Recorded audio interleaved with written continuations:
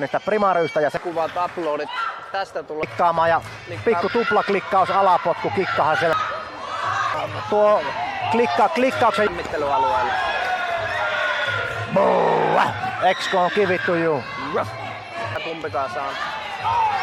Mut sieltä lähtee pohjan kamppailulta kovaa kuitti tuonne kylkeen. Koukku he lähtää perille, mutta niin lähtää suoria useampi kappale. Nyt kääntyy selkä. Kuitenkin Oulun mies kääntää se puolelle ja taas jatkuu suoria, nasahtelee perille. Vähän tulee tuossa tavallaan askel, että oliko se niinku tavallaan tietoinen Tuomareen tahma ja mutta eipä siellä tosiaan niinku Tampereen kaverissa kulmassa pikkusen pipo vääntynyt vino. Mikrofoni asti hurraa huudot. Sapriantolta ihan aivan ensimmäinen sivupotku.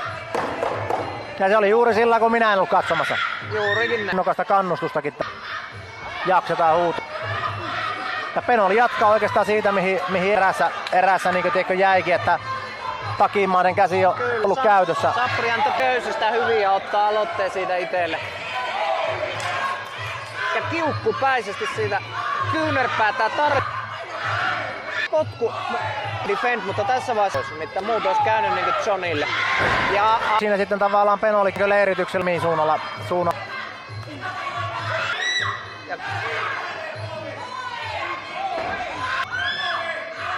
Äkkiä taakse vain niskan puolelle. En näe kriittisiä käsisignaaleja ymmärrä. Tilanteessa lähin tilanteessa ja meno oli niinku suoraan Stiidon opeesta. Kyllä pikku saksauksella tai ei mene perille Saprianto. Ja tässä olisi 40 minuuttia tätäkin erää ja Penoli koko ajan. Kyllä. Mutta hyvin Saprianto heittää sitä koukun korvalle. Mutta nuo omat kiertopotkut jää nyt vajaaksi Sapriantolla, että pitäisi kauempaa.